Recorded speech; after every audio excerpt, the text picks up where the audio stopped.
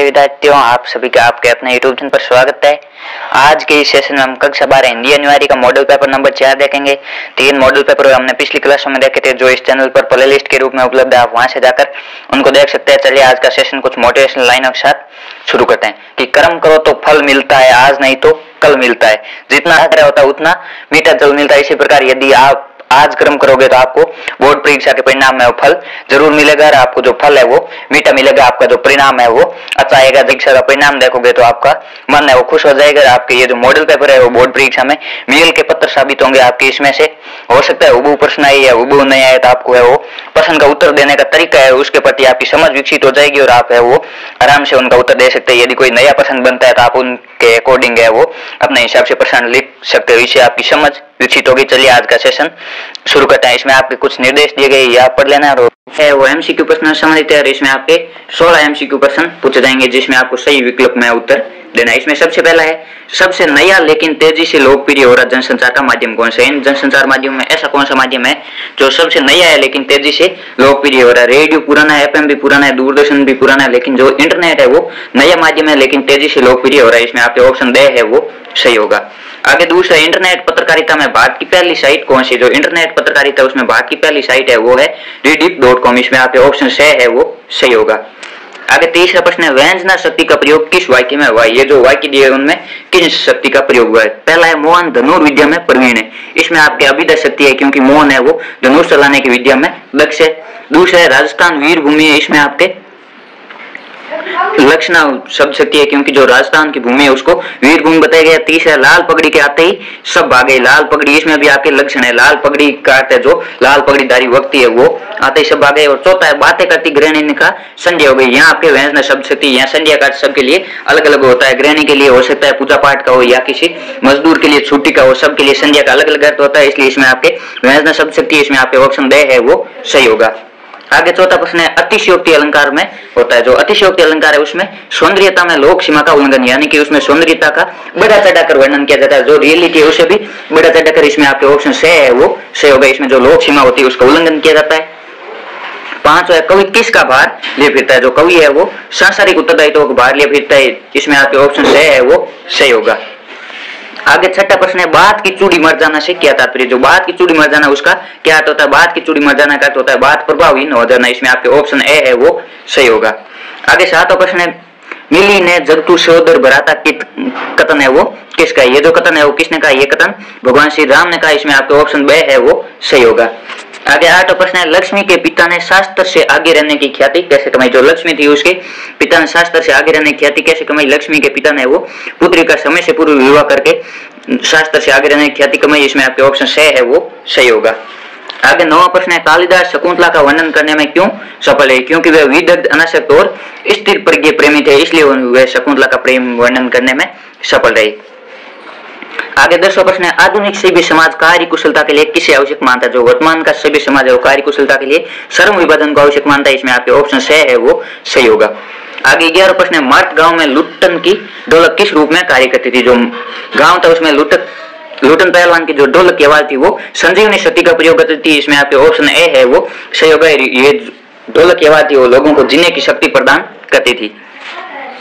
आगे 12वां प्रश्न है, यशोधर बाबू की पत्नी को बच्चों की तरफदारी करने में किसे उन्हें मोड़ बना डाला? जो यशोधर बाबू की पत्नी थी उसको आधुनिक किसने बनाया? आधुनिक है वो मातृ सुलभ मजबूरी नहीं, यानी कि वह बच्चों के प्रति प्रेम करती। जो मातृ सुलभ मजबूरी थी, बच्चों के प्रति प्रेम था, उसके कारण वह मॉडर्न हो गई। इसमें आपके ऑप्शन से है वो सही होगा।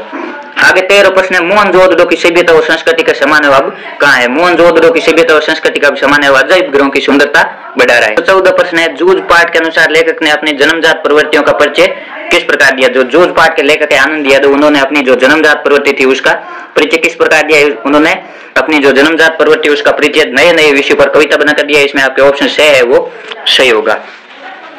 आगे 15 प्रश्न है, मोहनजोदड़ो की बसावट को आज के वास्तुकार है वो किस प्लान की कहते हैं? जो मोहनजोदड़ो की बसावट है वो आज के वास्तुकार ग्रिड प्लान की कहते हैं, यानी कि इसमें जो सभी रोडें होती है वो एक दूसरे को समकोण पर काटती है।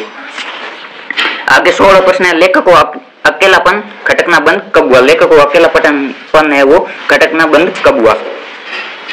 आगे आपके 16 प्रश्न है, लेखक को अकेलापन खटकना बंद कब हुआ? लेखक को अकेलापन खटकना बंद तब हुआ जब अकेले में मास्टर के स्वर को वह गाने लगा। जब अकेले मास्टर के जो संगीत का स्वर था उसको बार बार गाने लगा, तब उसको अकेलापन खटकना बंद हुआ। इसमें आपके ऑप्शन बे है वो सही होगा। इस प्रकार आपके 16 एमसीक्यू प्रश्न पूछे जाएंगे। आगे आपके दूसरा प्रश्न है, रिक्त स्थानों की पूर्ति कीजिए। जिस भाषा को बालक अपनी माँ और परिवार द्वारा सीखता है उसे क्या कहा जाता है? जिस भाषा को बालक है वो माँ और परिवार से सीखता है उसे मातृभाषा कहा जाता है। दूसरा है, अंधेरा हो गया शेर ने नौकर से कहा, वाक्य में कौन सी शब्द शक्ति है? अंधेरा हो गया का अर्थ अलग अलग होता है। शेर ने नौकर से कहा कि अब छुट्टी करने का टाइम हो गया। अब नौकर के लिए है वो अंधेरा होने का अर्थ छुट्टी हो गया, और अंधेरा का अर्थ है वो साधु सन्यासियों के लिए भजन कीर्तन का भी हो सकता है, पूजा पाठ का भी हो सकता है। इसलिए इसमें आपके व्यंजन शब्द शक्ति अंधेरा का अलग अलग अर्थ निकल रहे हैं।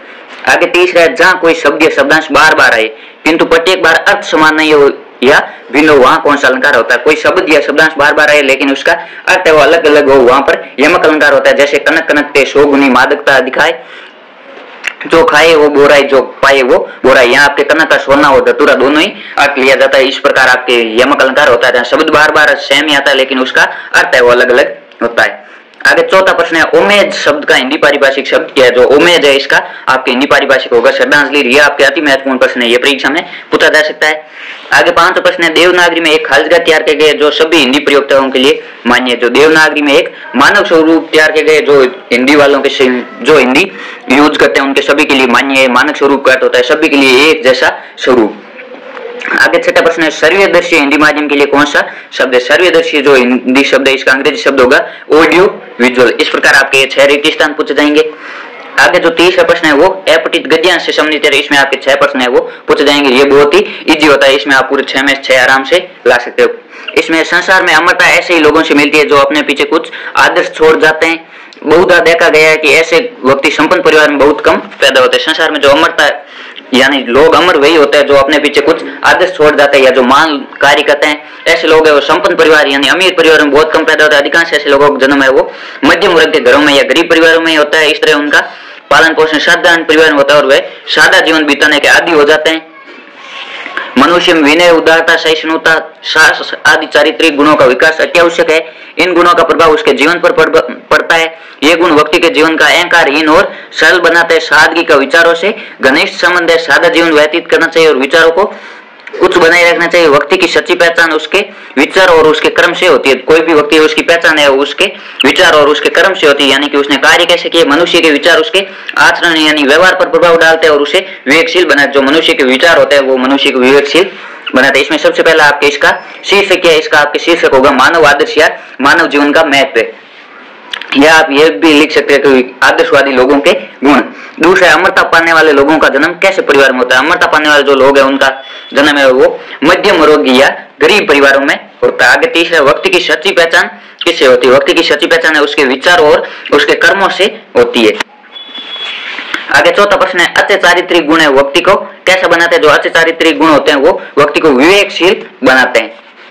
आगे पांचवा प्रश्न है, सादा जीवन व्यतीत करने से विचार कैसे बन जाता है? सादा जीवन व्यतीत करने से व्यक्ति में वो विनय, उदारता, सहिष्णुता, साहस आदि चारित्रिक गुणों का विकास होता है। ये व्यक्ति का जीवन को अहंकारहीन और सरल बनाते हैं। जो आपके सादा जीवन होता है वो व्यक्ति का जीवन अहंकारहीन और सरल बनाते हैं। आगे छठा है, संसार में अमर कौन हो जाता है? संसार में अमर वही होते हैं जो अपने पीछे कुछ आदर्श छोड़ जाते हैं या मान कार्य करके जाते हैं। इसका आपके सही उत्तर होगा जो अपने पीछे कुछ आदर्श छोड़ जाते हैं वही संसार में अमर होता है। इस प्रकार आपके 6 प्रश्न है वो पूछे जाएंगे। आगे चौथा प्रश्न है, निम्नलिखित अपठित पद्यांश को पढ़कर पूछे गए प्रश्नों को उत्तर अपनी उत्तर पुस्तिका में दीजिए। जो आपके पद्यांश दिया है इसका आपको पहले भाव समझना है और फिर इसके 6 प्रश्न दिए होंगे उसका आपको उत्तर लिखना है। इसमें है, शांति नहीं तब तक जब तक सुख भागने नर का सम हो, नहीं किसी को बहुत अधिक हो नहीं किसी को कम हो। ऐसी शांति राज्य करती है तन पर नहीं हृदय पर। नर के ऊंचे विश्वासों पर श्रद्धा भक्ति पढ़ने पर। न्याय शांति का प्रथम न्यास है, जब तक न्याय नहीं आता जैसा भी हो महल शांति का सुदृढ़ नहीं रह पाता। कृत्रिम शांति सशंक आप अपने से ही डरती है, खड़ग छोड़ विश्वास किसी का कभी नहीं करती। इसमें आपके जो ये बताया गया है कि जब तक समाज में समानता स्थापित नहीं होगी तब तक है वो शांति नहीं रह सकती। असमानता है वो अशांति की मूल वजह। शांति तब तक नहीं जब तक कि सुख में सभी मनुष्यों का भाग समान नहीं और किसी को भी अधिक नहीं मिलना चाहिए और किसी को कम नहीं, सभी को समान मिलना चाहिए। ऐसी शांति है वो राज्य करती है। ये शांति है वो हृदय पर और मन के ऊंचे विश्वासों पर निर्भर होती है। ये श्रद्धा भक्ति और पढ़ने जैसे गुणों पर निर्भर करती है। और जो न्याय है वो शांति का प्रथम न्याय से, जब तक न्याय नहीं होता तब तक शांति का महल कैसा भी वो टिक नहीं पाता है। और कृत्रिम शांति है वो अपने आप से डरती है, और कृत्रिम शांति खड्ग या तलवार छोड़ किसी का विश्वास नहीं करती है। इसमें आपके सबसे पहले है वो शीर्षक बताना, आपके शीर्षक में ये लिखना है कि ये मूलतः किस पर आधारित है। इसमें आपके पहली लाइन में दिए गए शांति, तो आप लिख सकते हो शांति का महत्व या शांति का उद्भव या जीवन में शांति का महत्व, ये भी आप लिख सकते हो। आगे दूसरा प्रश्न है शांति का प्रथम न्यास किसे कहा गया और क्यों। शांति का जो प्रथम न्यास है वो समाज में न्याय सुलभता को कहा गया, यानी कि समाज में वो न्याय उपलब्ध होना चाहिए, क्योंकि जहां सबके साथ न्याय किया जाएगा वहीं शांति स्थापित होगी। यदि अन्याय होगा तो अशांति फैल जाएगी। आगे तीसरा है कृत्रिम शांति सत्संग अपने आप से डरती है, ऐसे क्यों कहा गया। जो कृत्रिम शांति वो अपने आप से डरती है, ऐसा क्यों कहा गया। कृत्रिम शांति अधिक समय तक नहीं रह सकती, क्योंकि उसके कभी भी समाप्त हो जाने की आशंका रहती है। आगे चौथा प्रश्न है न्याय व समानता से स्थापित शांति का साम्राज्य किन स्थानों और किन भावनाओं पर स्थापित हो जाता है। जो न्याय और समानता से स्थापित शांति का साम्राज्य है वो जनता के शरीर, हृदय और मानव के दृढ़ विश्वासों, श्रद्धा, भक्ति और प्रेम व्यवहार की भावनाओं पर स्थापित होता है। आगे पांचवा प्रश्न है शांति नहीं तब तक जब तक सुख भागने नर का समूह, इस कथन का क्या अर्थ है। यानी कि जब तक है वो सभी का सुख में भाग समान नहीं होगा, सभी को बराबर अधिकार नहीं होंगे, तब तक है वो शांति नहीं मिल सकती। इसका अर्थ होगा मानव समाज में सुविधा है और समानता से स्थापित नहीं हो, सभी का सुख भाग समान है, तब तक है वो शांति स्थापना संभव नहीं है।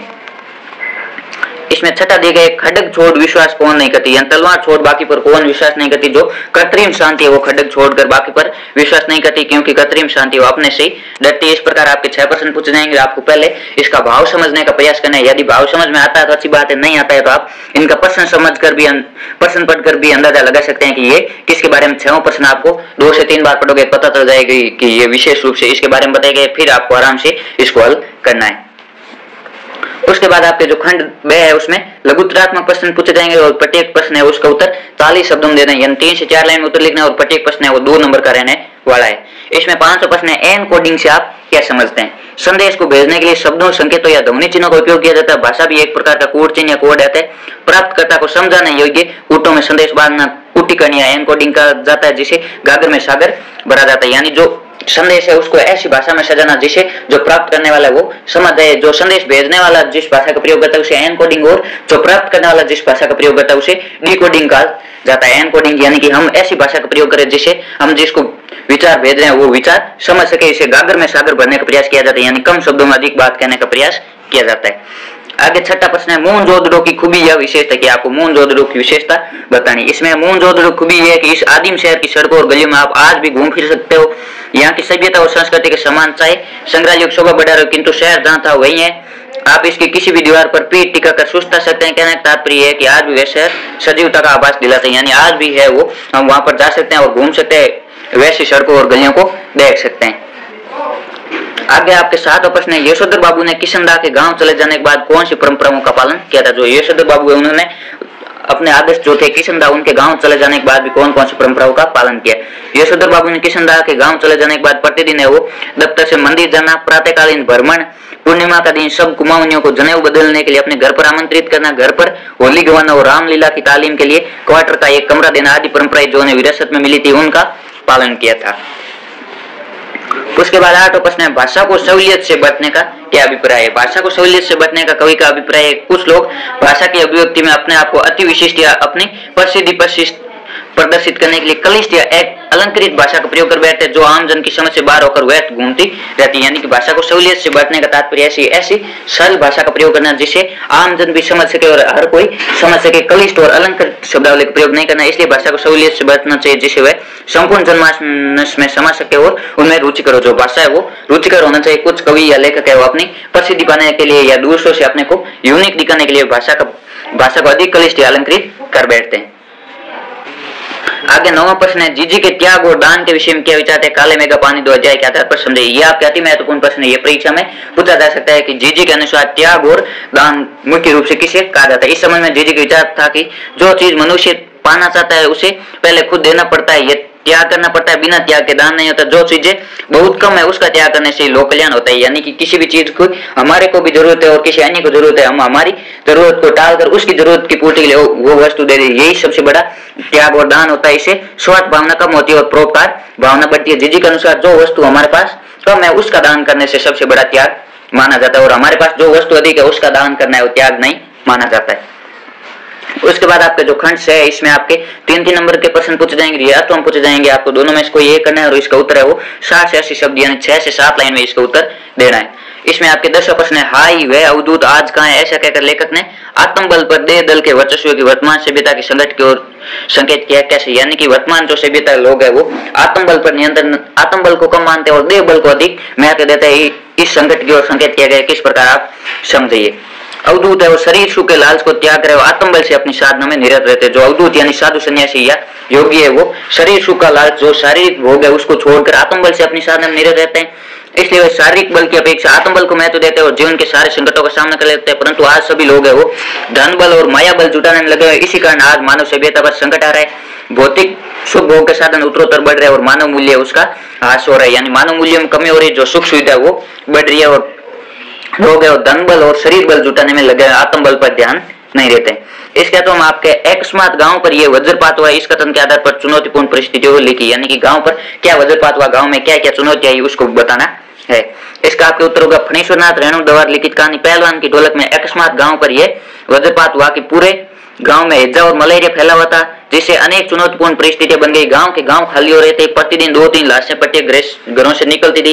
ऐसे में अंधेरी रात में अन्य जीवित परिवार जन आंसू बहाते रहते थे। इस वज्रपात के कारण कभी भी किसी का नंबर आ सकता था, इसलिए लोग एक दूसरे को तसल्ली भी नहीं दे सकते थे। जो फणीश्वरनाथ रेणु की कहानी पहलवान की ढोलक है उसमें गांव में हैजा और मलेरिया फैल गया था, जिसके कारण अनेक चुनौतीपूर्ण परिस्थितियां उत्पन्न हुई।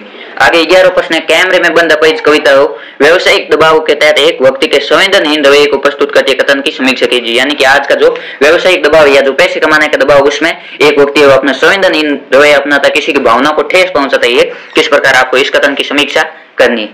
इसका आपके उत्तर होगा, कवि ने बताया कि टेलीविजन या मीडिया के लोग स्वयं को बहुत ताकतवर समझते हैं। इस कविता में एक दुर्बल दिव्यांग व्यक्ति यानी एक विकलांग व्यक्ति वह विवश है और उसे दूरदर्शन के व्यापारीकरण का हिस्सा बनना पड़ता है। दूरदर्शन द्वारा सामाजिक कार्यक्रम के नाम पर लोगों के दुख दर्द है बेचने का काम होता है। दूरदर्शन वाले बताते थे कि हम एक सामाजिक कार्यक्रम बना रहे या एक दिव्यांग की पीड़ा को लोगों के सामने प्रदर्शित कर रहे हैं, लेकिन वो उसका दुख दर्द बेचकर पैसे कमाना चाहते हैं। उन्हें दिव्यांग के दुख दर्द और मान सम्मान की कोई परवाह नहीं होती, वह उनकी बार बार भावनाओं को ठेस पहुंचाते हैं। उन्हें अपने कार्यक्रम की लोकप्रिय हेतु उसे रोचक बनाना पड़ता है, जिससे उसे कमाई हो सके। इस प्रकार कविता ने मीडिया का बाजारीकरण प्रस्तुत किया। जो मीडिया वो कार्यक्रम की लोकप्रियता के लिए अपनी संवेदनाएं छोड़कर अमानवीय व्यवहार करता है, जो मानव के लिए उचित नहीं वो व्यवहार करता है और किसी भी व्यक्ति को भावना का ठेस पहुंचाता है और स्वयं को ताकतवर समझता है। इस प्रकार है कवि ने व्यवसायिक दबाव के तहत व्यक्ति के संवेदनहीन रवैये को प्रस्तुत करते हुए बताया गया। इसके तो हमें जन्म से ही वे अपने साथ लाते हैं कपास। कपास के बारे में सोचे कि कपास से बच्चों का क्या संबंध बन सकता है, यानी कि कपास और बच्चों में क्या समानता है। कपास का दूसरा नाम रुई है। कपास बहुत हल्की, कोमल, गद्देदार और चोट सहने में समर्थ होती है। बच्चे भी खूब हल्के फुल्के, कोमल, नाजुक और चोट सहने में सक्षम होते हैं। इस कारण वे पतंग उड़ाते समय या खेलते समय खूब भाग दौड़ कर पाते हैं। इसमें बच्चे उपमेय और कपास उपमान होने से बच्चों का कपास से उपमेय उपमान संबंध बनता है, यानी बच्चे उपस्तुत है और कपास अप्रस्तुत है। इस कारण आपके उपमान है जो कपास की विशेषताएं उनके माध्यम से आपके बच्चों की विशेषता बताई गई कि बच्चे हल्के फुल्के होते हैं, कोमल होते हैं, नाजुक होते हैं और चोट सहने में सक्षम होते हैं।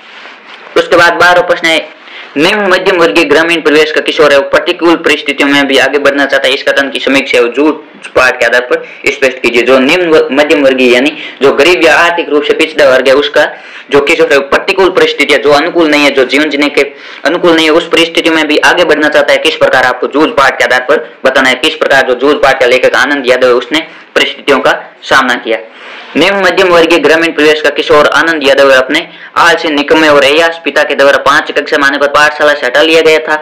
दत्ताजी राव देसाई की सहायता से पढ़ने की स्वीकृति मिली। वह अपने पिता द्वारा लगाई गई कठोर शर्तों को परिश्रम पूरी करके भी पढ़ना चाहता था। एक बार योद्धा की भांति विषम परिस्थितियों में संघर्ष किया और फिर एक प्रसिद्ध कवि के रूप में कीर्तिमान स्थापित किया, यानी कि उसने अनेक विषम परिस्थितियों को झेला, उसके बाद एक प्रसिद्ध कवि बना। इसी प्रकार जीवन में जो जितना विषम परिस्थितियों से जितना संकटों का सामना करेगा उतना ही है वो निकलेगा और उसमें उतनी मानवता का विकास होगा और वह आगे चलकर एक बहुत नई कीर्ति स्थापित करेगा। इसका तो हम आपके यशोधर बाबू का व्यक्तित्व समय के साथ आ रहे सामाजिक बदलावों के साथ तालमेल क्यों नहीं बैठ पाए। जो यशोधर बाबू है उनका व्यक्तित्व जो पर्सनैलिटी है वो समय के साथ जो सामाजिक बदलाव आ रहे हैं उनमें तालमेल क्यों बैठा नहीं पाया, इसका आपको कारण स्पष्ट करना। जो सिल्वर रेटिंग कहानी उसका प्रमुख पात्र यशोधर बाबू है वो ग्रामीण परिवेश से पोषित संस्कारी व्यक्ति है। वे किशनदा को अपना आदर्श मानते हैं और उन्हीं के आदर्शों के अनुरूप जीना चाहते हैं। इतना ही नहीं, वे अपने परिवार को भी उन्हीं आदर्शों पर ढालना चाहता है। यशोधर बाबू के अपने संस्कार प्रौढ़ आयु, नए चलन की व्यथा उन्हें ढलने नहीं देता। उन्हें आधुनिक पहनावा, पश्चिमी रंग ढंग और नया रहन सहन अपने अनुकूल नहीं लगता, इसलिए वे समय के साथ ढल सकने में असफल होते हैं। वो नए समय के साथ चलने या जो पश्चिमी रंग ढंग और आधुनिक पहनावा वो अपने संस्कारों और अपनी प्रौढ़ आयु के खिलाफ मानते हैं। उसके बाद आपका जो 13वां प्रश्न है, इसमें कवि परिचय का तो हम लेखक परिचय दिया होगा, आप या तो पूरे जितने भी कवि परिचय आ गया 9 वो याद कर लो, या आपके जो 5 या 6 लेखक परिचय उनमें से वो 5 या 6 याद कर लो। आपको दोनों में से कोई एक है वो उत्तर जाएगा। ये भी आपके 3 नंबर का रहना है। इसमें आपको जन्म, निधन और उनकी प्रमुख रचनाएं, जन्म स्थान और उनको कौन कौन से पुरस्कार मिले ये आपको लिखना है। इसमें पहला है हरिवंश राय बच्चन का कवि परिचय लिखिए। ये आपके अति महत्वपूर्ण, ये परीक्षा में पूछा जा सकता है, दोनों हरिवंश राय बच्चन और हजारी प्रसाद द्विवेदी। इसमें आपके आधुनिक अलाहाबादी कवि हरिवंश राय बच्चन का जन्म सन 1907 में इलाहाबाद में हुआ था। उच्च शिक्षा प्राप्त करिए, प्राध्यापक एवं शिक्षा मंत्रालय में हिंदी विशेषज्ञ रहे। व्यक्तिगत जीवन में घटी घटनाओं की सहज अनुभूति की ईमानदार अभिव्यक्ति है वो बच्चन जी की कविताओं में प्रकट हुई। जो आपके हरिवंश राय बच्चन जी की मुख्य कविताएं उनमें व्यक्तिगत जीवन में जो घटी सहज अनुभूति उसकी ईमानदार अभिव्यक्ति प्रस्तुत हुई। और आपके जो हरिवंश राय बच्चन है वो वर्तमान में जो फेमस एक्टर है अमिताभ बच्चन जी, इनके पिताजी है। मधुबाला, मधुशाला, मधु कलश, निशा निमंत्रण, एकांत संगीत, आकुल अंतर, मिलन यामिनी, ये हरिवंश राय बच्चन जी के कवि संग्रह। क्या भूलूं क्या याद करूं, नीड का निर्माण, फिर बसेरे दूर, 10 द्वार से सोपान, ये हरिवंश राय बच्चन जी की आत्मकथा है। और प्रवासी की डायरी, ये इनकी डायरी, इनका वो रचित संसार है। और हरिवंश राय बच्चन जी का निधन है वो सन 1903 में। आप किसी भी कवि या लेखक का परिचय लिखो तो आपको हमेशा निधन लिखना है, क्योंकि ये सामान्य व्यक्ति होते हैं और ये सामान्य योग्य होते हैं। जो सामान्य यानी जनरल व्यक्ति होते हैं उनके निधन के लिए वो मृत्यु शब्द प्रयोग होता है, और जो सामान्य या बड़े महान लोग होते हैं उनके लिए निधन का प्रयोग होता है। इसलिए आपको इसका विशेष रूप से ध्यान में रखना है। इसका तो हम आपके हजारी प्रसाद द्विवेदी जी का, हजारी प्रसाद द्विवेदी जी का जन्म उत्तर प्रदेश के बलिया जिले के एक गांव छपरा में सन 1907 में हुआ। काशी हिंदू विश्वविद्यालय से ज्योतिषाचार्य की उपाधि प्राप्त कर शांति निकेतन में हिंदी भवन के निदेशक रहे।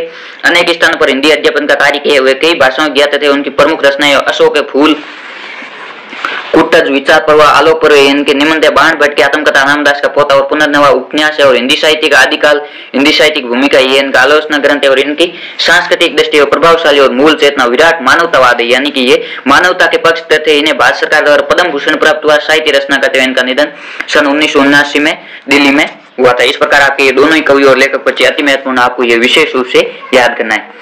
उसके बाद 14 प्रश्न है फीचर लेखन के उद्देश्य बताइए, यानी कि फीचर लेखन के प्रमुख उद्देश्य क्या है, फीचर लेखन क्यों लिखा जाता है। फीचर लेखन के पहला उद्देश्य ज्ञानवर्धन। फीचर है वो ज्ञानवर्धक होना चाहिए, किसी विशेष समस्या या संदर्भ पर विचारपूर्ण ढंग से किन्हीं तत्वों को फीचर में प्रस्तुत किया। जो फीचर है उसे कोई न कोई ज्ञान मिलना चाहिए। दूसरा मार्गदर्शन। फीचर में सूचनाओं के साथ उचित अनुचित का मार्गदर्शन नहीं होता है, यानी कि क्या करना चाहिए क्या नहीं करना चाहिए, जैसे सामाजिक कुरीतियों या सामाजिक समस्या पर तैयार फीचर, इसमें कि उचित क्या और अनुचित क्या है। आगे 30 है जिज्ञासा का संबंध। फीचर किसी भी घटना के पूर्ववर्ती कारण या पूर्ववर्ती परिणाम निष्कर्ष पर पहुंचने में समर्थ होता है। ये लोगों की जिज्ञासा को पुष्ट करता है। चौथा मनोरंजन। सभी विषय पर फीचर है वो मनोरंजनात्मक नहीं होते, लेकिन उसमें लोक रुचि और स्वस्थ मनोरंजन का ध्यान रखा जाता है। गंभीर विषय और दुखद स्थितियों पर भी, सकारात्मक पक्षों पर भी मनोरंजन से जोड़कर प्रस्तुत किया जाता है। ये फीचर लेखन के 4 प्रमुख उद्देश्य, ज्ञानवर्धक, मार्गदर्शन, जिज्ञासा और मनोरंजन। इसके बाद हम आपके अंतरिक्ष पर भारत का वर्चस्व, इस पर आपको एक आलेख लिखना है, यानी आपको एक पैराग्राफ लिखना है कि अंतरिक्ष पर भारत ने किस प्रकार वर्चस्व स्थापित किया। अंतरिक्ष अनुसंधान के क्षेत्र में भारत का दबदबा निरंतर बढ़ रहा है। कुछ दिनों पूर्व PSLV-16 के द्वारा एक साथ 7 उपग्रहों को अंतरिक्ष में प्रक्षेपित कर यह सिद्ध कर दिया गया है कि भारत का अंतरिक्ष प्रक्षेपण है वो केवल भरोसेमंद ही नहीं बल्कि किफायती भी है। इस बार प्रक्षेपित किए गए उपग्रह रिसोर्ट सेट 2 के साथ ही लगभग 8000 करोड़ के वैश्विक प्रक्षेपण बाजार में भारत की विश्वसनीयता और धमक भी बढ़ी है। PSLV प्रेक्षण यान के मामले में भारत ने जहां विशेषज्ञता हासिल कर ली, वह इससे उत्साहित होकर इसरो अमेरिकी अंतरिक्ष एजेंसी नासा के सहयोग से मिशन मून में चंद्रयान 3 का सफल प्रक्षेपण कर 30 अगस्त 2023 को चंद्रमा की सतह पर उतारा। इसे भी अंतरिक्ष जगत में भारत के अनवरत बढ़त के संकेत मिलने लगे। यह आपके आलेख में आपको मुख्य रूप से सूचना है और एक दो फैक्ट लिखना है। जो आलेख है उसका आपके जो हेडिंग है वो लाइन के बीचों बीच में आपको लिखनी है। उसके बाद 15 प्रश्न है आपके पद्यांश की प्रसंग वाक्य। आपके पाठ्य पुस्तक 2 पद्यांश दिए होंगे, आपको दोनों में से किसी एक की व्याख्या करनी है। इसमें आपको प्रसंग, वाक्य और विशेष लिखना। आप पहले प्रसंग से पहले संदर्भ लिखो तो और भी अच्छा रहेगा। ये आपके 6 नंबर का रहने वाला है। इसमें आपके 2 नंबर का प्रसंग, 2 नंबर की व्याख्या और 2 नंबर का विशेष होगा। इसमें आपके पहला दिया है, जन्म से ही वे अपने साथ लाते हैं कपास पट्टी घूमती हुई आती है उनके बेचैन पैरों के पास, जब वे दौड़ते हैं बेसुध छतों को भी नरम बताते हुए, दिशाओं को मर्दन की तरह बजाते हुए, जब वे पैंक भरते हुए चलते आते हैं डाल की तरह लचीले वेग से अक्सर छतों के खतरनाक किनारों तक, उस समय उन्हें गिरने से बचाता है, उन्हें सिर्फ उनके शरीर का रोमांचित शरीर। यह आपके जो प्रस्तुत काव्य से आलोक धनवा द्वारा लिखित काव्य संग्रह दुनिया रोज बनती है की कविता, यह आपके पतंग कविता से पंक्तियां लिखी गई। इसमें बच्चों को कोमल और लचीला होना और पतंग उड़ाते समय किसी भी बात का होश नहीं रखना आदि का कवि ने वर्णन किया। जो बच्चों का व्यवहार होता है, बच्चों का कोमल और लचीला शरीर होता है, उसका वर्णन किया गया। इसकी व्याख्या कवि कहता है कि बच्चे जन्म के साथ या जब वे जन्म लेते हैं तभी से उनका शरीर कोमल रुई के समान हल्का होता है। उनकी कोमलता का स्पर्श करने स्वयं पट भी उनके व्याकुल पैरों के पास आती है। जब वे बेसुध होकर आसपास की स्थिति को जाने बिना दौड़ते तब उनके पैरों के स्पर्श से कठोर छतें भी कोमल बन जाती है। उनके भागते पैरों के आवाज से ऐसा प्रतीत होता है कि चारों दिशाएं मर्दन की भांति मधुर संगीत निकालते हुए पतंग उड़ाते हुए झूले की भांति पैंक भरते हुए आगे पीछे दौड़ते रहते हैं। उसी समय बच्चों का शरीर है वो पेड़ की डालियों की तरह लचीलापन लिया होता है, यानी इधर उधर लचीला होता है, हिलता रहता है। झुकना मुड़ना दौड़ना कूदना वे सारी चीजें वे शरीर के लचीलेपन के कारण कर पाते हैं। कवि बताते हैं कि पतंग उड़ाते समय बच्चे छतों खतरनाक किनारों तक आ जाते हैं, जहां अगर ध्यान न दिया जाए तो गिरने जैसी दुर्घटना का डर बना रहता है, या उन्हें कोई बचाने के लिए तेजी से प्रस्तुत नहीं हो सकता। केवल गिरने के भय से उत्पन्न हुआ जो उत्साह ही वह रोमांच बनाकर उन्हें बचाता है। जो उत्साह होता है वही उन्हें गिरने से बचाता है। इस प्रकार जो बच्चा है वो पतंग उड़ाते समय किस प्रकार की गतिविधियां करता है, या उनका शरीर है वो किस प्रकार की एक्टिविटी करता है, इसके बारे में बताया गया है। इसका विशेष होगा आपके कवि ने बच्चों की चेष्टाओं का सुंदर वर्णन किया है। दूसरा है महान्यूकरण अनुप्रास और उपमा अलंकारों का प्रयोग और खड़ी बोली युक्त मिश्रित शब्दावली और बिंबों का प्रयोग सहज और दृष्टि है। इस कहतों में भी आपके एक पद्यांश दिया होगा, अट्टालिका नहीं है रे आतंक भवन सदा पंख पर ही होता है, जल विप्लव प्लावन शुद्र प्रफुल्ल जल से सदा छलकता नीर, रोग शोक में भी हंसता है शैशव का सुकुमार शरीर। ये आपके जो बादल राग कविता उसे पद्यांश लिया गया। इसमें आपके प्रसंग होगा प्रस्तुत काव्य कवि सूर्यकांत त्रिपाठी निराला द्वारा लिखित काव्य संग्रह अनामिका के छठे भाग बादल राग से लिए गए। ये आपके जो बादल राग है इसे आपके एक पद्यांश परीक्षा में पक्का पूछा जाएगा, इसलिए आपके इसके जितने भी पद्यांश आपको विशेष रूप से उनकी व्याख्या ध्यान में रखनी है। इसमें कवि ने पूंजीपतियों में क्रांतियों का भय और निर्धन लोगों में हर्ष की लहर को वर्णन किया, यानी कि क्रांति होने से पूंजीपतियों में किस प्रकार भय उत्पन्न होता है और गरीब लोग है वो किस प्रकार खुश होते हैं। इसके आपके व्याख्या है, कवि पूंजीपतियों के बड़े बड़े भवनों को देखकर कहते हैं कि ये ऊंचे भवन अपनी ऊंचाई द्वारा गरीब और निर्धन लोगों को भयभीत करते रहते हैं। इन भवनों की ऊंचाई है वो गरीब लोगों में डर भर देती है। इन्होंने गरीबों के शोषण से ये ऊंचे भवन निर्मित करती है। वर्षा से जो जल पलवन यानी बाढ़ आता है उसे सबसे पहले कीचड़ी बहता है। छोटे से कमल के फूल तो उस पर जल को स्पर्श कर और भी आनंदित होता है, यानी जब बाढ़ आती है सबसे पहले कीचड़ बहता है और जो कमल के फूल होते हैं छोटे छोटे वो ऊपर तैरते रहते हैं। इसी प्रकार जब क्रांति होगी तो जो अमीर लोग है उनका नुकसान होगा, जो गरीब लोग है वो कमल के फूल की तरह तैरते रहेंगे, उनका नुकसान नहीं होगा, उनको फायदा भी होगा। जो कमल का फूल है वो बाढ़ आने पर है वो अधिक रोमांचित होता है, अधिक खिलता है पानी पाकर। कहने का भाव है कि कीचड़ पूंजीपतियों का पर्याय और जो कमल है वो गरीबों के समान है। गरीबों के बच्चे अत्यंत कठिन परिस्थितियों में भी जीने वाले सुकुमार होते हैं, जिन पर प्रकृति का कोई असर नहीं होता, बल्कि प्रकृति के विभिन्न रूप को देखकर वे सदैव प्रसन्न रहते हैं। गरीब लोग है वो रोग व्याधि दुख पीड़ा आदि में समान स्थिति में रहता है, जबकि पूंजीपति सदैव अपने शोषण से उत्पन्न जो क्रांति होती है उससे भयभीत रहते हैं। इसका आपके विशेष है, जल पलावन में कमल खिलता है, कष्टों में भी सामान्य वर्ग प्रसन्न रहता है, जैसी विशेष उक्ति प्रस्तुत है। दूसरा शब्द लघु आकार लिए तत्संप्रदान खड़ी बोली और बिंबों और अलंकारों का प्रयोग है।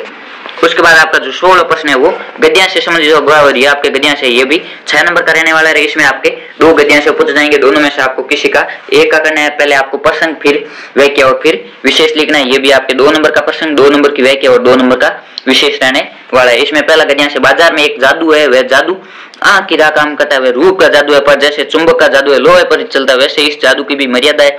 जेब भरी और मन खाली हो तो ऐसे हालत में जादू का असर खूब होता है। यानी कि जो बाजार का जादू है हमें बाजार किस तरह लुभाता है उसके बारे में बताया गया। ये जो बाजार का जादू है सबसे पहले आंख के रास्ते प्रवेश करता है और वह रूप का जादू है। जिस प्रकार चुंबक का जादू है लोहे पर भी काम करता है, उसी प्रकार बाजार का जादू प्रत्येक व्यक्ति पर लागू नहीं होता, कुछ व्यक्ति पर लागू होता है। जैसे जब व्यक्ति की जेब भरी और मन खाली हो उस वक्त है वो बाजार का जादू खूब असर करता है। जब जेब खाली और मन भरा नहीं हो तो भी जादू चल जाएगा, लेकिन मन खाली है तो बाजार के अनेक अनेक चीज है वो उस तक नहीं पहुंच पाएगी। अगर यदि व्यक्ति के मन में कोई वस्तु लेने की इच्छा नहीं या वह प्रभावित नहीं होता है, अपने मन पर नियंत्रण रखता है और अडिग रहता है, तो वहां पर बाजार का जादू काम नहीं करता। कहीं हुई उस वक्त जेब भरी तब भी तो फिर वह मन किसकी मानने वाली। यदि जेब भरी हुई यानी जेब में पैसे है तो फिर है वो मन दिख सकता है और वस्तु प्रभावित कर सकती है। इसका आपके प्रसंग होगा, प्रस्तुत गद्यांश जैनेन्द्र कुमार द्वारा लिखित निबंध।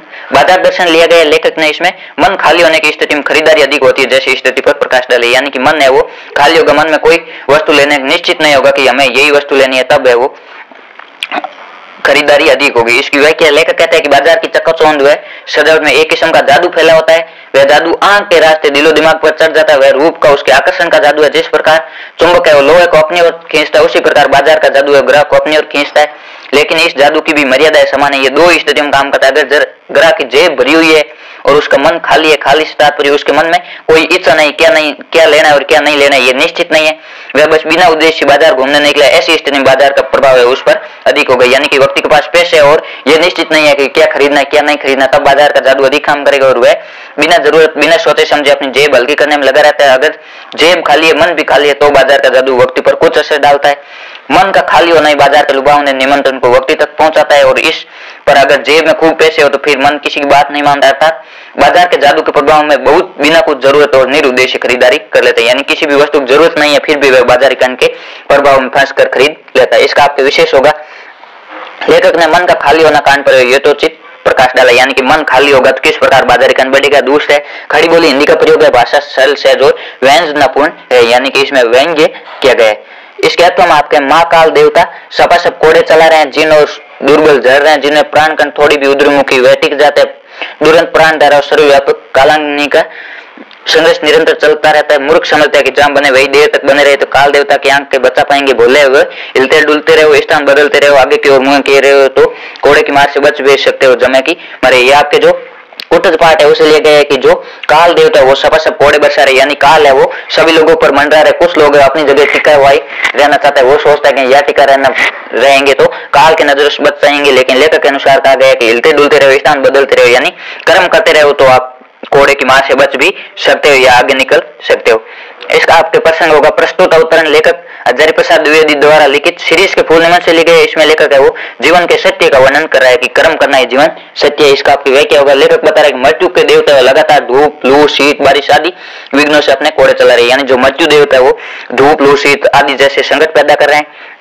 जो भी कमजोर और दुर्बल होता है, जिनमें सांस और हिम्मत की कमी होती है, वे जज जाते हैं या मृत्यु को प्राप्त हो जाते हैं। जिनमें सांस और हिम्मत है, जिज्ञासु या जिन्हें की इच्छा पूरी समय की चाल को समझते हुए टिक जाते हैं। जीवन इच्छा और मृत्यु अग्नि का यह निरंतर युद्ध चलता रहता है। मूर्ख समझते हैं कि जहाँ है वही टिके रहेंगे तो काल देवता की आंखों से छिप जाएंगे, लेकिन ऐसे लोग बुद्धिहीन है। जीवन जीने की कला हिलने डुलने और स्थान बदलने में कोड़े की मार छिपने में अर्थात पीठ पर पड़ती है। लेकिन अगर आगे की तरफ मुंह करके बढ़ते रहे, कर्म करते रहे, कोड़े की मार से बचने की संभावना बनी रहती है। जहाँ एक की जगह जम गए कि मृत्यु ने पकड़ लिया, चलना गतिशील रहना परिवर्तन स्वीकार करना संसार का जीवन सत्य और इससे मुंह छिपाना है वो मृत्यु समान, यानी कि हमेशा गतिशील रहना चाहिए। जो परिवर्तन होता है वो परिवर्तन स्वीकार करना चाहिए, ये संसार का एक जीवन सत्य है, इसे मुंह छिपाना है वो जीते जी मृत्यु के समान होता है। इसमें विशेष लेखक ने परिवर्तन के शाश्वत नियम की सुंदर व्याख्या की है। दूसरा है भाषा सहज प्रवाह में और हिंदी संस्कृत युक्त परिवर्तन का शाश्वत नियम है कि परिवर्तन ही प्रकृति का नियम है, निरंतर परिवर्तन होता रहता है। हमें समय के अनुरूप जो परिवर्तन है उसमें अपने आप को डाल लेना चाहिए। उसके बाद आपके जो 17 प्रश्न है वो पत्र लेखन से संबंधित हो गए। इसमें आपके अधिशासी अभियंता अजमेर विद्युत परियोजना की ओर से सामग्री करे संबंधी मोहरबंद निविदा आमंत्रित करने का निविदा सूचना पत्र तैयार कीजिए। इसका आपके उत्तर होगा। आपको सबसे पहले वो निविदा लिखनी है, फिर आपको जो परियोजना या जो विभाग है उसका नाम लिखना है, फिर इधर लेफ्ट साइड में निविदा का क्रमांक और राइट साइड में दिनांक लिखनी, फिर लिखना है कार्यालय अधिशासी अभियंता अजमेर विद्युत परियोजना अजमेर इच्छुक निविदा से मूर्बंद निविदा आमंत्रित करता है और निविदा का संक्षिप्त विवरण है इस प्रकार। आपको सबसे पहले वो कोई भी कार्यालय वो कौन निविदा भेज रहा है उसका लिखना है, फिर लिखना है निविदा दाताओं से मूर्बंद निविदाएं आमंत्रित करता है और फिर आपको संक्षिप्त विवरण बताना है, यानी कि कार्य क्या है और उसकी अनुमानित लागत कितनी होगी, धरोहर राशि कितनी होगी, निविदा जो प्रपत्र है उसका मूल्य कितना होगा और जो वेबसाइट या ऑफलाइन निविदा है उसकी अंतिम तिथि क्या है और निविदा जमा कराने कितने समय तक जमा करा सकते हैं और जो निविदा है वो कब खोली जाएगी, इसकी सूचना किस प्रकार दी जाएगी। फिर अंत में वो जो निविदा जारी करता है उसके हस्ताक्षर है वो आपको करने हैं। इसके अलावा हम आपके संस्था प्रधान की ओर से पुलिस अधीक्षक यातायात को एक उचित प्रारूप में ज्ञापन पत्र लिखिए। इसमें आपको ज्ञापन लिखना है जिसमें अपने विद्यालय परिषद विद्यार्थियों के लिए प्रशिक्षु अनुज्ञप्ति शिविर यानी लर्निंग लाइसेंस कैंप लगाने का अनुरोध किया गया। जो विद्यालय स्वयं को आपको संस्था प्रधान मानना है और जो पुलिस अधीक्षक यातायात है उनको एक ज्ञापन लिखना है कि हमारे विद्यालय में वो लर्निंग लाइसेंस कैंप लगाओ। इसमें आपको सबसे पहले ऊपर ज्ञापन लिखना है, फिर पत्रांक लिखना है लेफ्ट साइड में, राइट साइड में दिनांक, और फिर आप जिसको लिख रहे हो उसका लिखना है श्रीमान पुलिस अधीक्षक महोदय यातायात पुलिस जालोर, जो भी जिले का नाम दिया गया, नहीं दिया तो आप अपनी इच्छा से कोई भी लिख सकते हो। फिर आपको विषय लिखना है, फिर महोदय, इसमें विषय होगा विद्यार्थियों के लिए लर्निंग लाइसेंस कैंप लगवाने के संबंध में। फिर महोदय निवेदन है कि इस वर्ष हमारे विद्यालय में आसपास के क्षेत्रों से अनेक छात्रों ने उच्च कक्षा में प्रवेश लिया है, ये सभी नव प्रवेशवार्थी वाहन चलाने के लिए ड्राइविंग लाइसेंस बनवाने के इच्छुक है, परंतु मुख्य परिवहन कार्यालय दूर होने से लर्निंग लाइसेंस नहीं बनवा पा रहा। यदि इस संबंध में हमारे विद्यालय परिसर में ही एक कैंप लगाकर यह कार्य किया जाए तो सभी को सुविधा होगी। अतः आपसे प्रार्थना है कि परिवहन विभाग को निर्देश देकर हमारे विद्यालय में प्रशिक्षु चालक अनुज्ञा पत्र हेतु शिविर लगाने की कृपा करें। इसके लिए संस्था की ओर से पूर्ण सहयोग दिया जाएगा। हम आपके आभार रहेंगे। फिर धन्यवाद। और फिर आपको जो बहुदी करके हस्ताक्षर करना है, जो आपके ज्ञापन लिख रहे हैं, इसमें आपके ज्ञापन है प्रधानाचार्य लिख रहे हैं, फिर नीचे विद्यालय का नाम। इस प्रकार आपको एक ज्ञापन लिखना है। ज्ञापन है वो जिस मुद्दे से संबंधित है उसका आपको बीच में बॉडी में 5 से 7 लाइन बनाकर है वो लिखनी है। आगे आपका 18वां प्रश्न है, निम्नलिखित विषय में किसी एक विषय पर 300 शब्द निम्नलिखित, ये आपके 5 नंबर के रहने वाले। इसमें आपके 4 या 5 विषय दिएंगे, उनमें से किसी एक पर आपको निम्न लिखना है। 300 शब्द में लगभग 2 पेज में आपको निम्न लिखना है। इसमें सबसे पहले अनिवार्य बाल शिक्षा का अधिकार, दूसरा राष्ट्रीय एकता की सुरक्षा हमारा कर्तव्य, तीसरा मेरा प्रिय कवि, और चौथा साइबर अपराध के बढ़ते कदम। इसमें आपके दिए गए अनिवार्य बाल शिक्षा का अधिकार, इसमें पहला संकेत बिंदु है प्रस्तावना, दूसरा शिक्षा का संवैधानिक अधिकार, तीसरा अनिवार्य बाल शिक्षा अधिकार का स्वरूप, चौथा है शिक्षा का अधिकार अधिनियम से लाभ क्या, और 5वां है उपसार। इसमें आप कोई भी निबंध लिखो, सबसे पहले प्रस्तावना और अंत में उपसार 5 बिंदु बनाकर आपको लिखना है। आप ये निबंध है वो पीडीएफ से पढ़ लेना। आपको पीडीएफ और टेलीग्राम ग्रुप में मिल जाएगी। टेलीग्राम ग्रुप का लिंक है इस वीडियो के डिस्क्रिप्शन दिया गया, आप वहां से टेलीग्राम ग्रुप ज्वाइन कर पीडीएफ प्राप्त कर सकते हो। और आपको इसी चैनल पर कक्षा 10 और कक्षा 12 के सभी विषयों के 10-10 मॉडल पेपर हल करवाए जाएंगे, और 10-10 मॉडल पेपर होने के बाद चैप्टर वाइज एमसीक्यू प्रश्न और बड़े प्रश्न भी करवाए जाएंगे। इसलिए हमारे साथ जुड़े रहे और चैनल पर नया चैनल को सब्सक्राइब करें, अपने दोस्तों को भी शेयर करें ताकि उनको भी इन मॉडल पेपर को फायदा मिल सके, और पीडीएफ प्राप्त करने के लिए टेलीग्राम ग्रुप ज्वाइन कर ले। धन्यवाद। मस्त रहिए पढ़ाई।